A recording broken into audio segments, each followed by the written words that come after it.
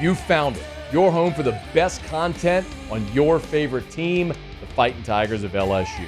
Do us a favor, subscribe to the channel, leave your comments below, and be sure to smash that like button.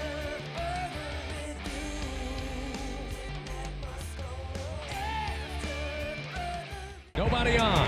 10-6 LSU lead. Bottom of the ninth. 2 outs. The 0-2. Swing and a miss. Struck him out with a 96-mile-an-hour fastball. Tigers win. Tigers win. We'll see you later in the week for Super Regional play. Chris Blair on the LSU Sports Radio Network. How it sounded when Anthony Ianson had a perfect ninth strikeout, ground-out strikeout to end it, and LSU rallies from down 5-1, the brink of what would have been the most embarrassing loss in the history of this program. If a 4 seed and the lowest RPI team in the field came into the box out of the loser's bracket to beat you twice as the number 1 team in the country, the number 6 national seed, yeah, that had been really bad. And thankfully, by and large, the efforts of 3 players brought LSU through. And that's where I'm going to start. Look, we're going to talk a ton of baseball throughout the show today. We're going to talk about an early look at West Virginia. We're going to go through this game and some of the decisions that Jay Johnson made, some that worked and some that didn't. We're going to get to all of that in this game, in this show today. But I'm going to start appropriately with 3 players that deserve their flowers. Because the reality is, at a program like LSU, when you've made 19 trips to Omaha, you've won 7 national championships, you don't count successes based on regular season wins, regular season championships, anything to do with the regular season. Everything associated with this program has to do with what you do in the postseason. We remember Warren Morris because he hit the most famous home run in the history of college baseball. Not many people remember what Warren Morris did throughout any of his seasons in Baton Rouge outside of that play. He's a very good player, by the way, became a big leaguer. But you are remembered for what you do in the postseason. Brad Cressy was an awesome LSU Tiger. We remember, by and large, 1 swing because it was the most important swing of his career. Devin Fontenot was a very good pitcher at LSU. We remember what he did heroically in a super regional against Florida State. Unfortunately, he ended in a loss, but his career was defined by that. Will Helmer's what he did last year at North Carolina, even in a loss. That will define his career. And playing third base for a day. But anyway, or an inning. The point is, you make your legacy in the postseason, and 3 guys took a giant step toward that. Let's start with Ethan Frey, because when LSU looked dead in the water, down 5-1 in the top of the 4th inning, Jared Jones gets a single, big weight off of his shoulder to lead off the inning. The crowd very appropriately applauded. It was a rousing cheer for Jared Jones. And you follow that up with a fielder's choice and a fly out. Ashton Larson walks, you draw another walk to load the bases, and here comes Ethan Frey. Curiel walked. Here comes Ethan Frey with the bases loaded, and he rips a 2-out double into the gap to clear the bases. It's 5-4, and all of a sudden you have life. Because at 5-1, you felt dead in the water.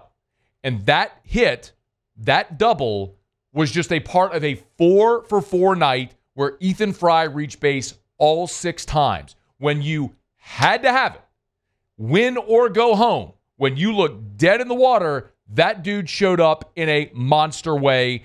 And here was Ethan Frey after the game on that bases clearing double. Coach Johnson talks a lot about controlling your situation, not letting the moment get too big. So when you're actually able to do it, shows how much trust he has in you and just your ability to compete and play no matter what the situation is. And like Casen just said, we have the best fan base in the country, and playing every game at home is really an advantage, whether people want to admit it or not. But it's unbelievable. It wasn't just Ethan Frey.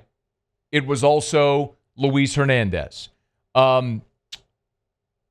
This is how it sounded in the 5th inning, in the top of the 6th. LSU trailing by a run. And remember how that inning started. Stanfield was at the plate with a 3-0 count, and they come back to get the strikeout. You went from thinking you're about to get a leadoff walk to strikeout. Here comes Luis Hernandez. The 0-1. High in the air, going back is Wilbanks. He's still going back to the track, to the wall. It's gone. We are tied. Luis Hernandez, home run number 8. 5-5 our score. Hey now. He didn't just tie it in the 6th. He had another homer in the 8th to give you the 7-5 cushion. A senior player, a veteran player, an experienced player. The moment was not too big for him. The catching position was a gigantic question mark at the beginning of this season. We forget about that, but in the first month, that was a big deal. Hernandez and Aaron Beatty platooning. Hernandez steadied you behind the plate, and once he became an everyday player, the bat has come along. He was awesome. Here was Jay Johnson on Frey and Hernandez. The offensive performance by Ethan, that's arguably the best game I've ever seen any one of my players play, considering the situation. Luis, clutch. I mean, absolutely clutch. Sometimes you look a player in the eye in the on-deck circle and you go, this is about to be good. And special night tonight. Great toughness, catching 4 games in a row. Really proud of him for that and maintaining, massive offensive production. And then there's Casen Evans. We all look at Casen Evans, and the ability is undeniable. If we go back to the very first game of this season against Purdue-Fort Wayne, when they played it on a Friday afternoon, the first guy out of the bullpen this year was Casen Evans. The very first guy out of the bullpen. And he is not disappointed. He has been at his best as a reliever this year. But Jay Johnson has made no qualms. Casen Evans' future at LSU is as a starting pitcher. And he probably has the inside track to be your Friday night guy next year. Now, there's a long way to go before then. Who you can add in the portal? Does William Schmidt develop in the same way Cade Anderson did this year? There's a lot of what-ifs between now and then.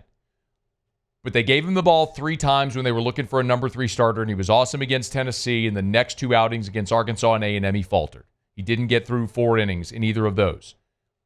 But on a night where Zach Cowan took the ball and didn't have his best stuff, Casen Evans came out of the bullpen, and you were down 3-1. You had the E4, the throw-in error on Dickinson, and then the single where the outfield, where Dickinson and Stanfield collided. Oh my God! Like that felt rock bottom, and it was 5-0 or 5-1. And what did Casen Evans do? He threw up 1, 2, 3, 4, 5 consecutive zeros. He struck out 12. At one point, struck out 9 consecutive hitters. I saw the great Todd Politz on Twitter earlier today asking for help and context to see if anybody can remember any string better than that, because he's trying to find if that is actually a program postseason record, 9 consecutive strikeouts for Casen Evans, when you had to have somebody come out and put a freaking choke. Take Little Rock and grab them by the throat and squeeze the hell out of them and say, this is over. It's done. No more of this. And Casen Evans got out his wheelbarrow and let him drag the ground. It was unbelievable to watch that, as fired up as he was. And it showed you, this is what it looks like when you're LSU and you're flat better than them. No disrespect to Little Rock. They played a hell of a weekend. They're a great story, and I think they're easy to cheer for, except when they're playing LSU. But you needed somebody to say, enough. Casen Evans took the ball, season high in pitches, got you into the 8th inning where Ianson took over and finished the thing off. Casen Evans was spectacular. Jay Johnson after the game. This dude is a superstar, and you guys have been around a lot longer than I have, but there haven't been very many better performances on that pitcher's mound in championship games than what you just saw by Casen.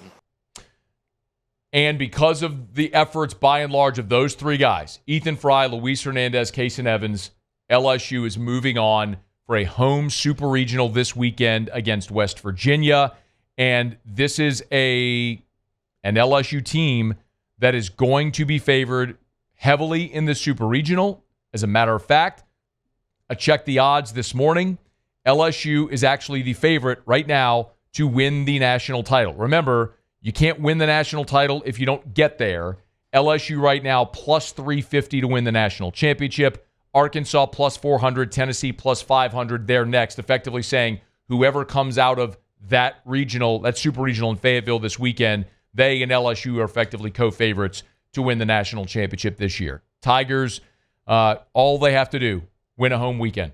Nobody has beaten LSU in a home weekend this season. Nobody. Not Arkansas, not Tennessee, nobody. You've got Cade Anderson, Anthony Ianson queued up. Go win a home weekend, and you're back in Omaha for the 20th time in program history. vying for your second national title in 3 years. And in large part because of Frey, Hernandez, Evans. Lights out. Congrats to those guys, and congrats to the Tigers on the win. Hey, thanks so much for watching. Please leave your comments. I love to interact, and be sure to hit the red subscribe button below.